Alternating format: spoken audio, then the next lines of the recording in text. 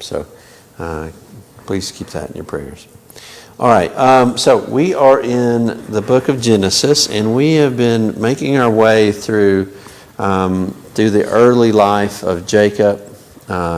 Last couple of weeks, we've been spending some time talking about his children. Of course, Jacob had 12 sons, and we went through those and talked about them.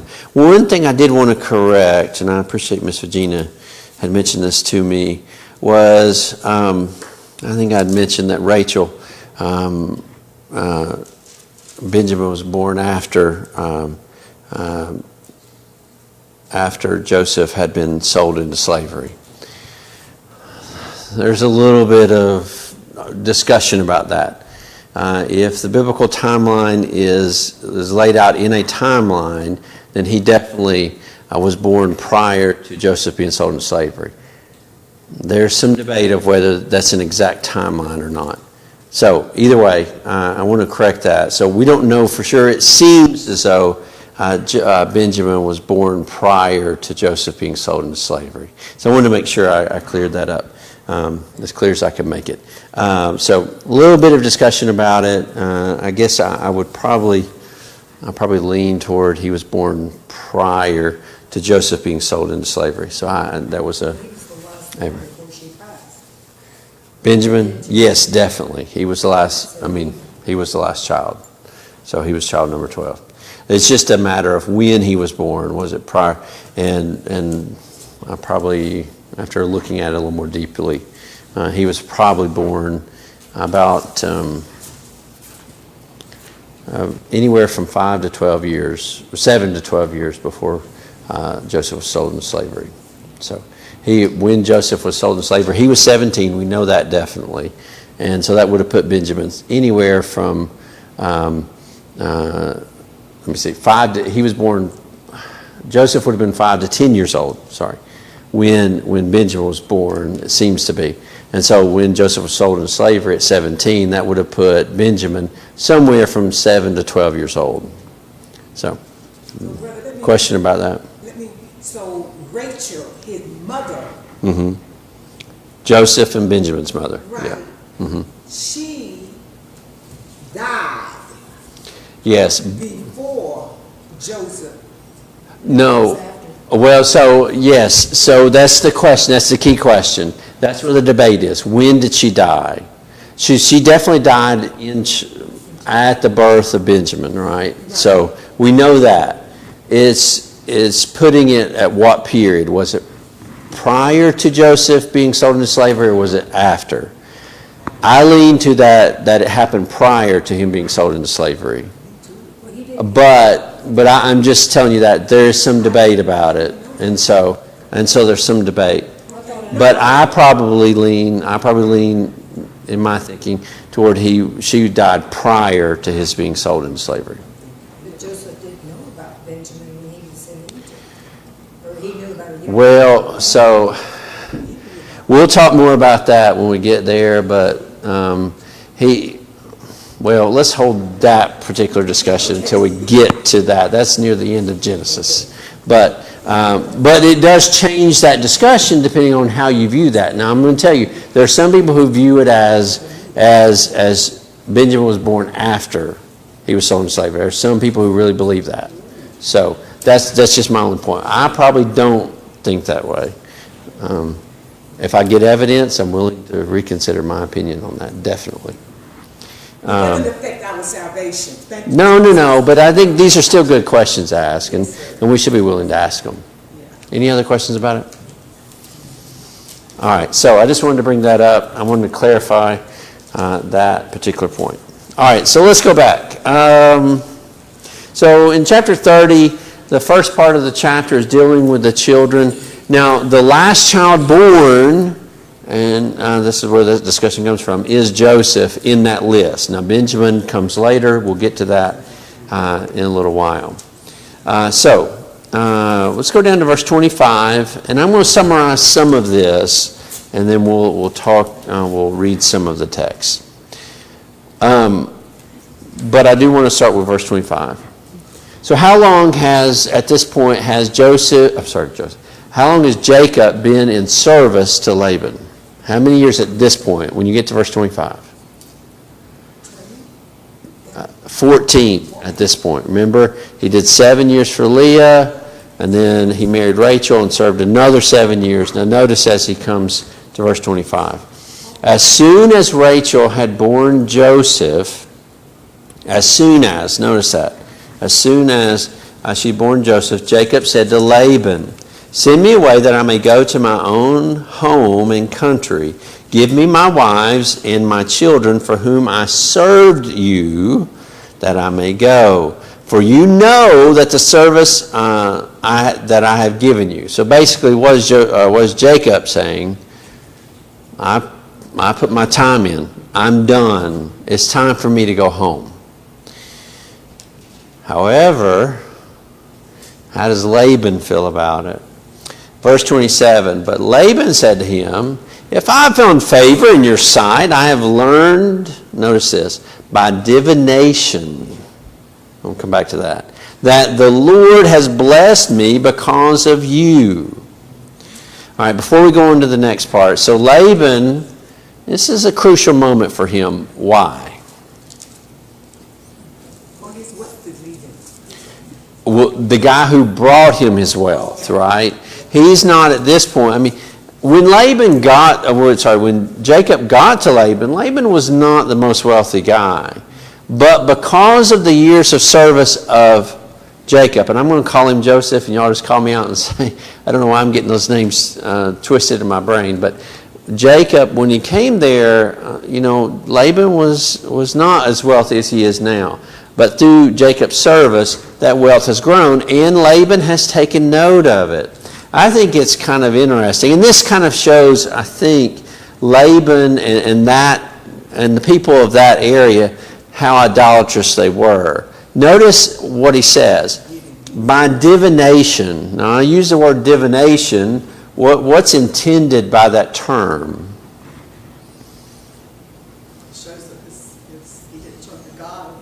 Okay, so it's something God is averse to, right? Number one, that's good. What else? When you think of divination, what do you think about? Dark arts. You might think about something like Harry Potter, right? The kind of magic, sorcery kind of stuff. That's what it was. It was it's a term that denotes sorcery. Now, I actually think Laban understands he did not discern this by divination. How do you think he discerned that the Lord was blessing Jacob? Well, he saw it. Common sense, right? He saw it. He knew where he was, and he knows where he is. And the factor that changed where he was to where he is what? Jacob. And Yahweh, again, notice the term Lord there, all caps, that's Yahweh, the name of God. The reason I'm pointing that out, and I keep doing that, is when you see idolatrous people use the name Yahweh or Lord, how are they thinking about God? He's one of them. One of many, right? And so Yahweh, for the rest of the world, was denoted as the God of Abraham, Isaac, and Jacob. And so he is by no means a follower of God, but he at least has become attuned to who God is by his experiences. Notice his experiences. He first had what? Abraham's servant, right? And how he came there to find Rebekah, Laban's sister. And now he's had a much more extensive experience with Jacob. And so he says, I learned this by divination. No, he didn't. He learned it because God revealed it in what he did for Jacob. So I'm going to point that out as we go. You see the elements of the idolatrous culture in their language and in their behavior. And so he knows God's blessed him. Now verse 28. And so he says, name your wage, and I will give it. Now, whenever Laban makes a deal, a proposal for a deal, you better be attuned to his exact wording. And he might still change it, as Jacob will say to us later. And we'll see it. And so he says, name your wage. Okay, so Jacob said to him, you yourself know that how I have served you and how your livestock has fared with me. All right, so that's the history. For you had little before I came. Notice that. And Jacob, now, is Jacob maybe suppressing a little bit about how much wealth he had? I don't know. But at least from they are having a what right now? You go into your boss and you're looking for a salary increase. You're in the midst of negotiations. They are negotiating. And these are two very skilled, deceptive negotiators. And so he says, you know how little you had, inferring what? You got a lot right now. Okay? I'm valuable to you. Don't you want your employer to think you're valuable? Who in here doesn't want their employer to think they're valuable? Do you? No, everybody wants their employer to appreciate them, right? And all the hard work they do. And so, so he says, you had little. Lost my place. Let me find it here. Verse 30. And it has increased abundantly. I'll probably get in trouble with this, but he's got a little bit of Donald Trump in him, right?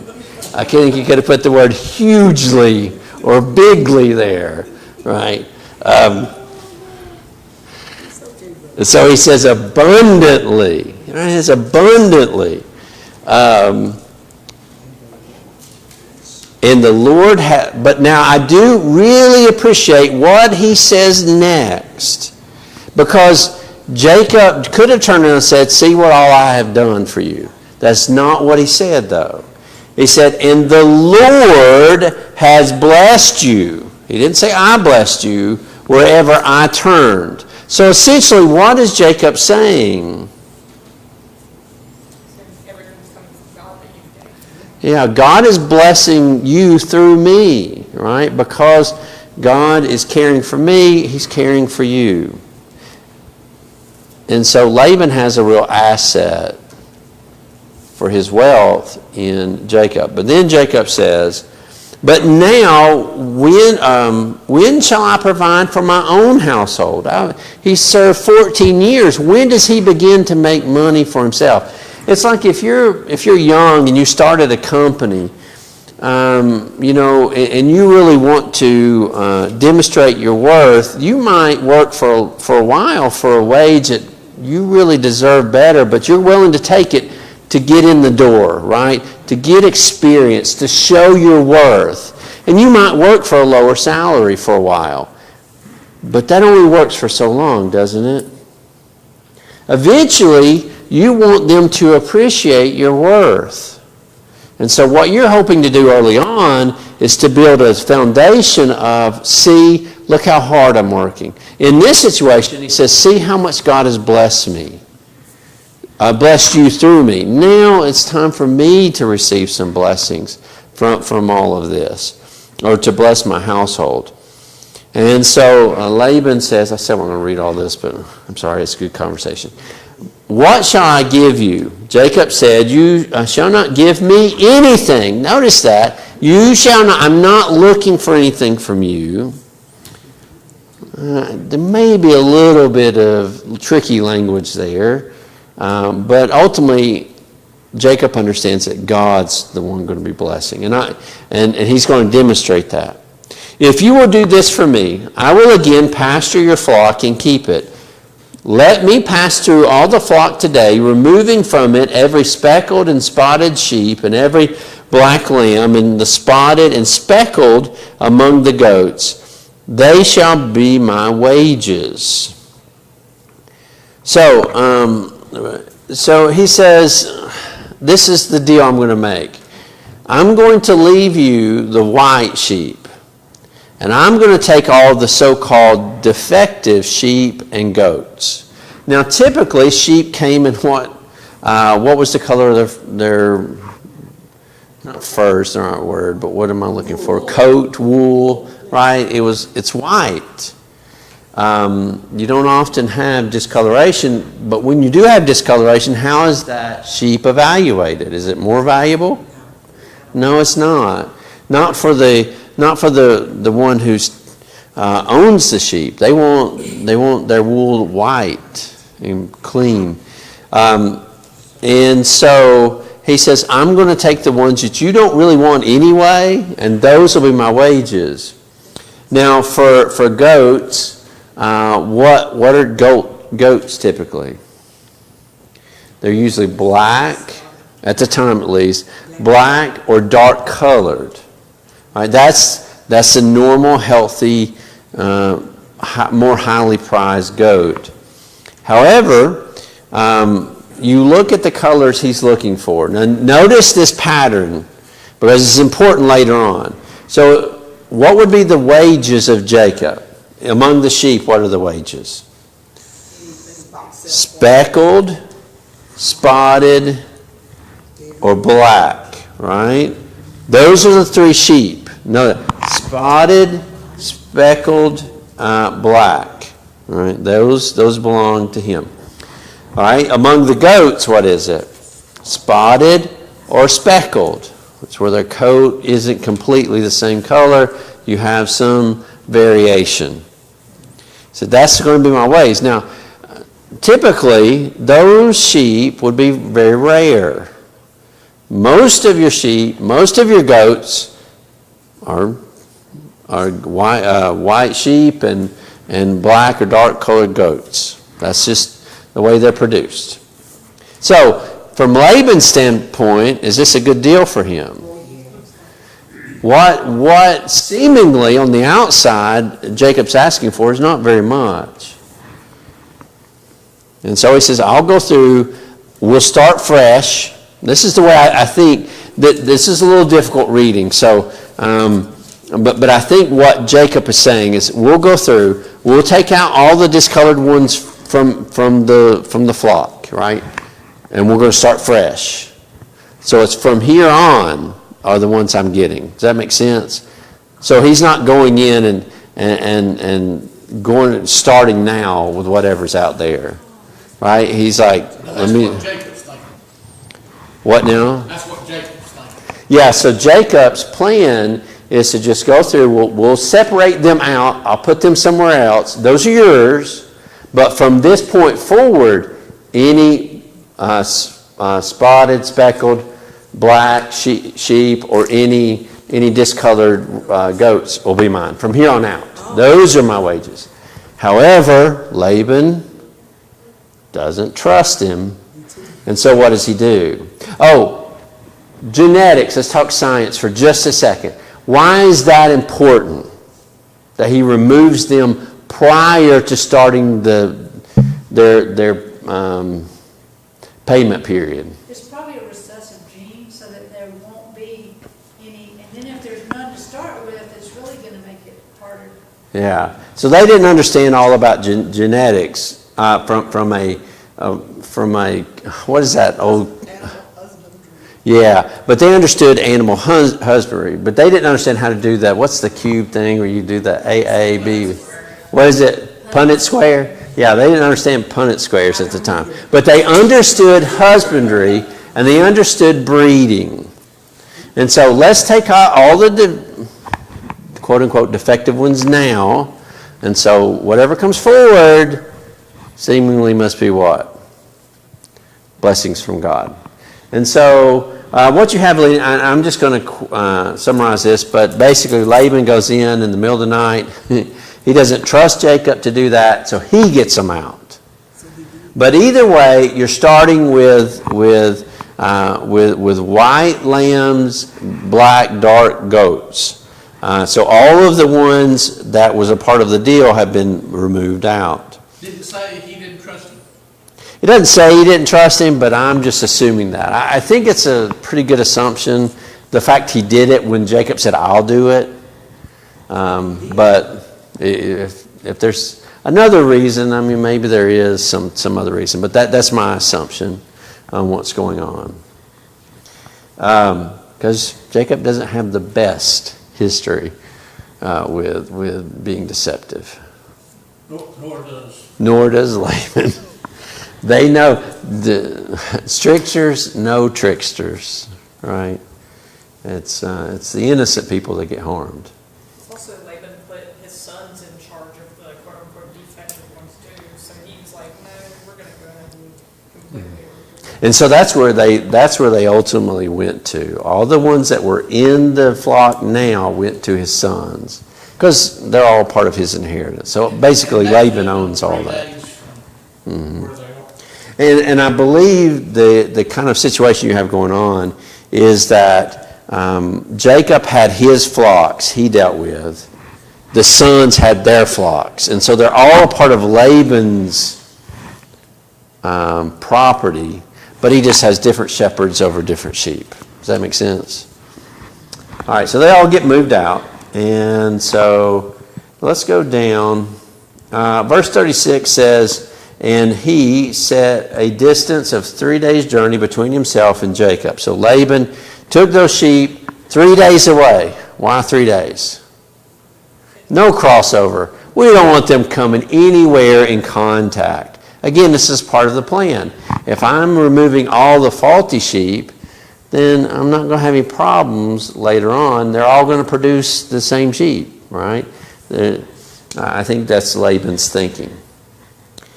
All right, so Jacob has a plan too.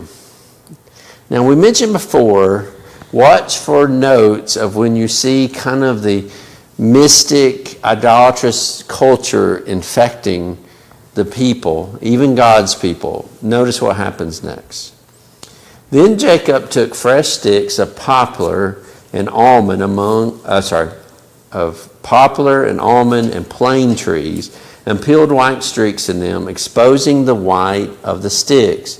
He set the sticks that he had peeled in front of the flocks in the troughs, that is, in the watering places where the flocks came to drink, since they bred when they came to drink.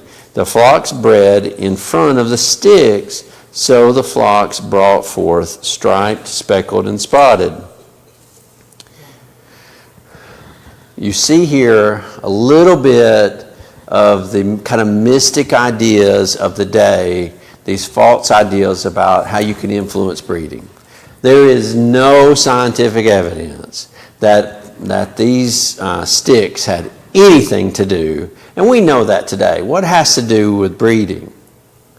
DNA. It's all DNA, right? These sticks had no effect. Now, what you will see later, which is a positive, is what Jacob ultimately, when he ends up gaining in flocks, he attributes that to whom? To God.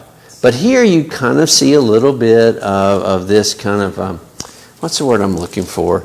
Kind of folklore, magical thinking folklore coming up even in Jacob. So he does that. That's not the only thing he does.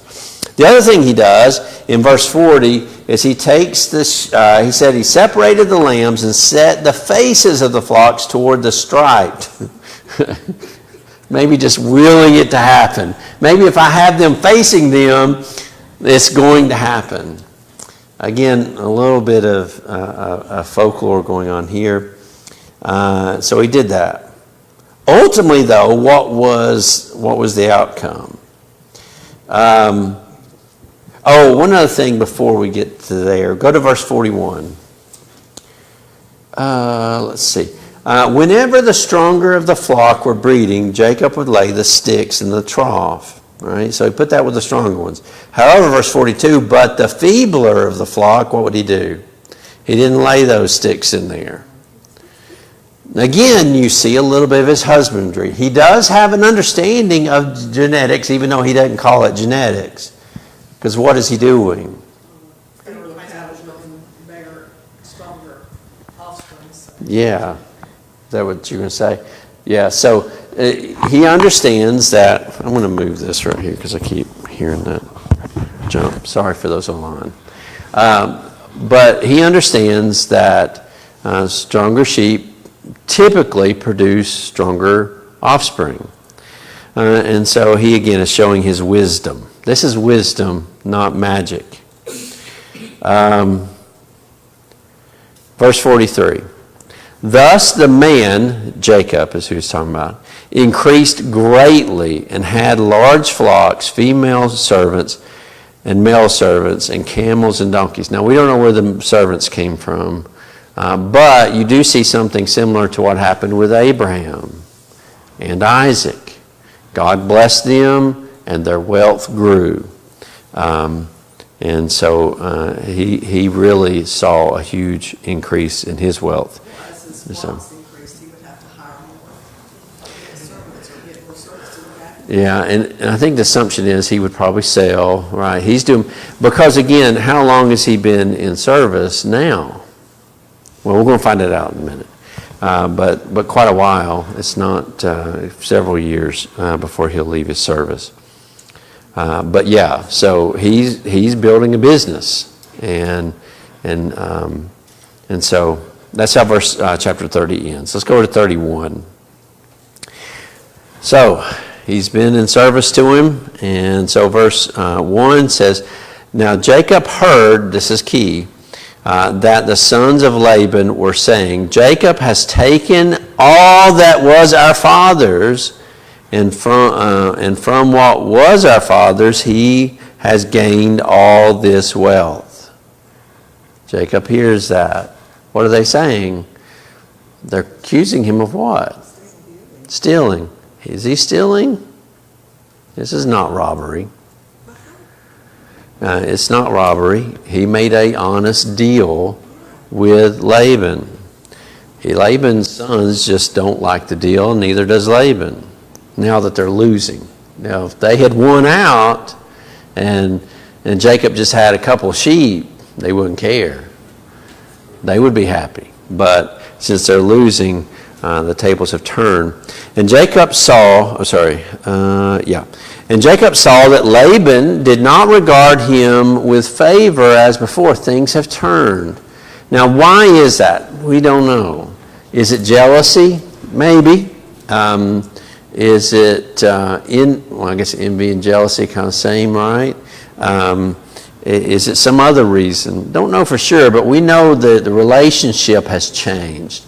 Now, before those 14 years were up, Jacob had a real indebtedness to Laban. Laban had real power over him, didn't he? But now their relationship has changed. Now it's more of a partnership. And Laban is losing. Before, in those 14 years, Laban was gaining. And now that has changed. Then the Lord, now this another really key passage, verse 3. You might want to note verse 3 because this is really important. Then the Lord said to Jacob, when God starts saying something, listen.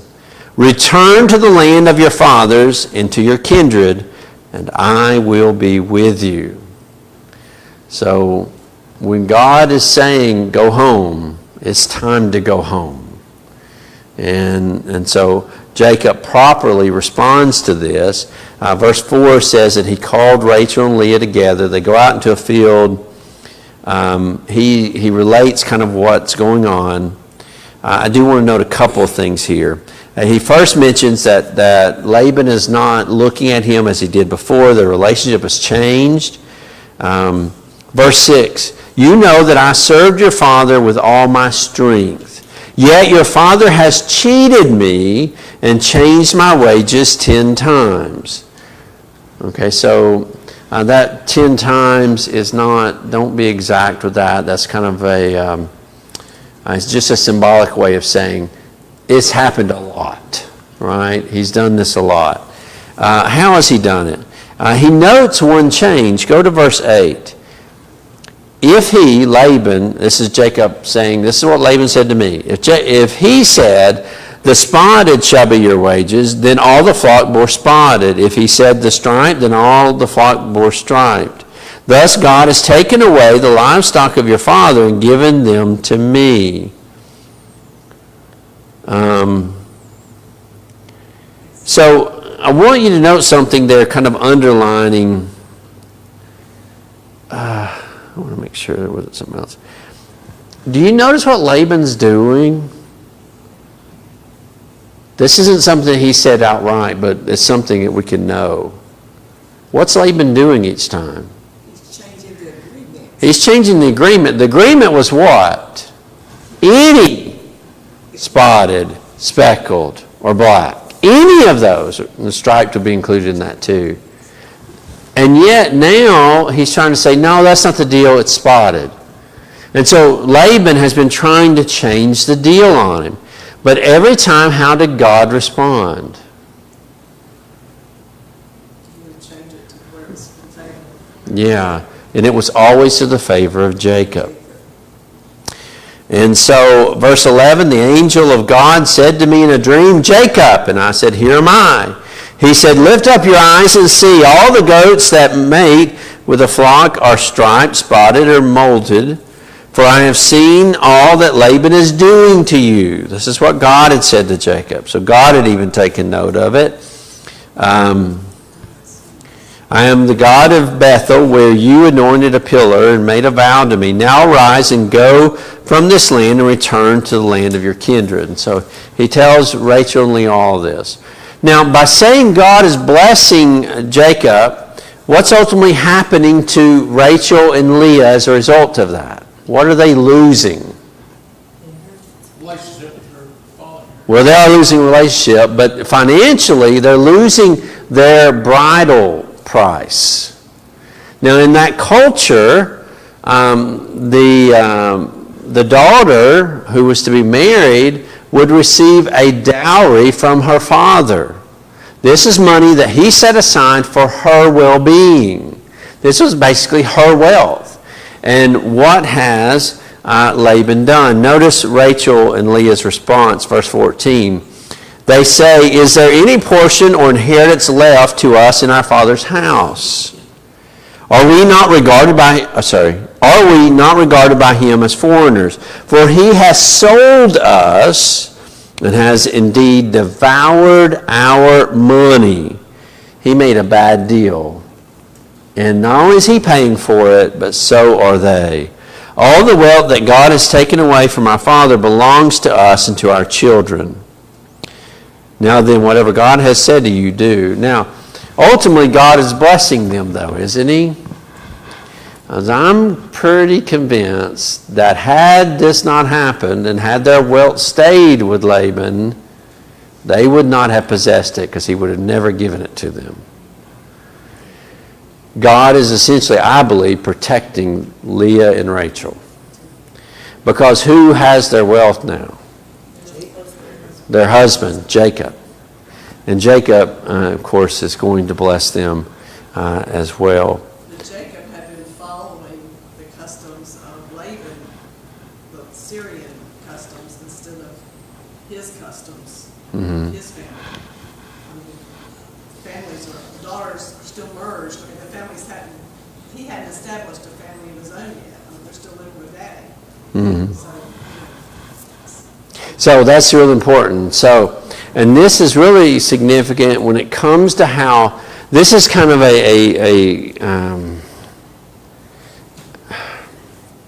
a conflict between the two cultures. Because as Jacob views it, who do Rachel and Leah and all those children, who they belong to? No, to Jacob. But Laban views them as belonging to who? Him. That he owns, that the daughters don't just belong to him, but all of their offspring belong to them. All of their wealth belongs to him. And so if God had not intervened, again, I think Laban kicks Jacob out and says, you're not getting anything. And then what does Jacob do? And he basically says that later on. We'll get there. But anyway, so they say do it. And of course, then they devise this plan. I won't read all this, but they do leave. The text tells us that Laban, verse 22, had left on a 3-day journey to go out to his other flocks, and that's when Jacob fled. And then Laban hears about it, and he comes chasing after him. It says it took him 7 days. He pursued him. Again, that 7, I don't know if that's an exact number or more of a symbolic number of a time period. Whether or not that's the case, it doesn't really matter. But I do want to notice God intervening. So verse 24, again, God intervenes, but God came to Laban in Armenia, Laban the Aramean, in a dream by night, and said to him, "Be careful not to say anything to Jacob, either good or bad." Now that either good or bad is probably more of the idea of don't you say anything negative to him. Don't you try to harm him in any way. And again, Laban knows how God has blessed Jacob. He's seen the power of God. And this is going to change probably how he reacts. But God says, do not harm him. And so Laban eventually, verse 25, overtook Jacob. Then I want to go down. So he catches up to him. Laban said to Jacob, now you'll notice who comes hot and heavy and then how it flips. All right. First it's Laban. He's hot and he's upset. He says, what have you done that you have tricked me and driven away my daughters like captives of the sword? What's he blaming him for here? Kidnapping. He says, you've taken my daughters by the sword. Now, did he do that? No, the daughters went willingly, didn't they? He didn't kidnap them. Again, he's still their husband. They belong to him. But even in this situation, in this culture, he did not kidnap them. They went willingly. He said, why did you flee secretly and trick me and did not tell me so that I might have sent you away with mirth and songs, with tambourine and lyre? Does anybody believe for a second that was going to happen? But he is on a bluster right now, and he's going to continue. Why did you not permit me to kiss, notice this, my sons and my daughters farewell? Now you have done foolishly. And then in verse 29, it is in my power to do you harm.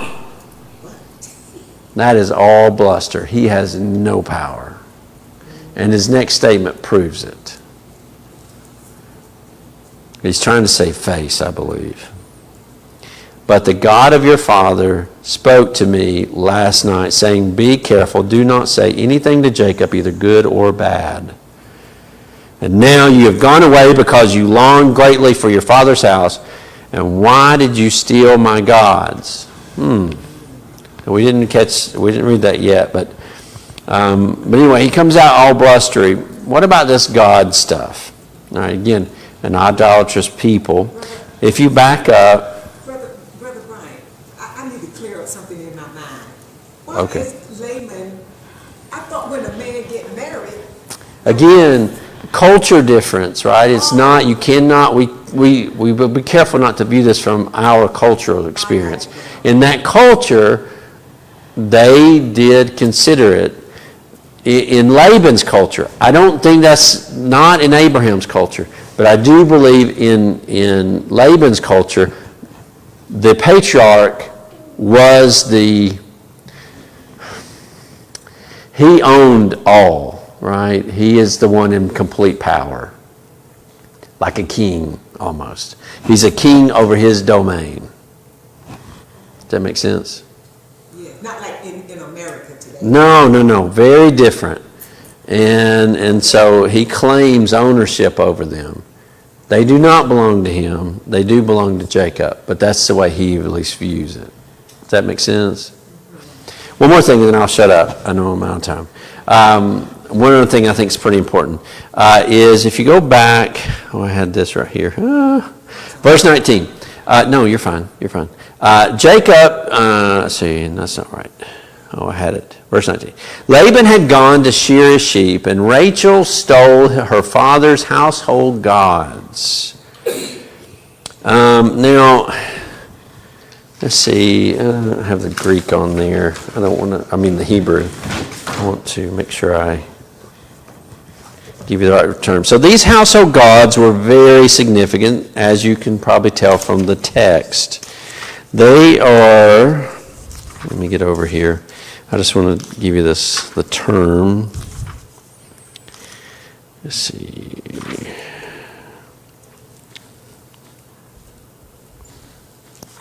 This is called a teraphim. Teraphim, that's the Hebrew. Teraphim were household gods. They were about that big, and they were unique to your house. Each house had its own god, if you will, in that Mesopotamian culture. And you could think of it kind of like a house insignia. You think about maybe from the Middle Age period, the coat of arms became very popular, and different houses have a coat of arms, right? That was their house, and that was their insignia. Or maybe a king's signet ring, when he put that on the seal, that meant something very important. Well, these household gods represented the house. So, and I thought about this for a long time until I dug a little deeper. Why did she take that god? Well, I believe it's because of this. Having that god meant you were, it gave you right to inheritance. So that Laban could not simply push them aside and say, you have no right to your inheritance.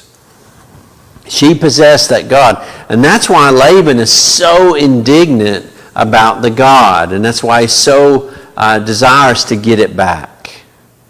And so I just want to mention that. If later he says, why have you taken the god? Now, verse number 32 tells us Jacob did not know Rachel had done this. That's pretty significant as well. Laban goes, he searches. There's a kind of funny little scene. Rachel is sitting on the camel. She's on this kind of big seat. This is, what they call it, a palanquin seat, where it could be taken off the camel. It could be used as a chair, but it's a big kind of seat. She had put the god in there. Laban had searched all the tents. He couldn't find it. And she says, well, I can't get up. I'm having a bad time of the month, right? That's essentially what she says. And so he doesn't look there. And so he then is kind of shamefaced. Jacob responds, verse 36, in anger. And it says he berated Laban. And I am just simply out of time. I want to pick this up next week. We'll finish this out real quickly. But you do have verse 36 and forward is Jacob just tears into Laban. And you almost feel this pin-up frustration that he has for all that's been done to him. And so we'll look at that next week. Again, thank y'all for being here and spending this time with me in this study. I really enjoy these. I hope you get something out of it. We're going to close out our time this evening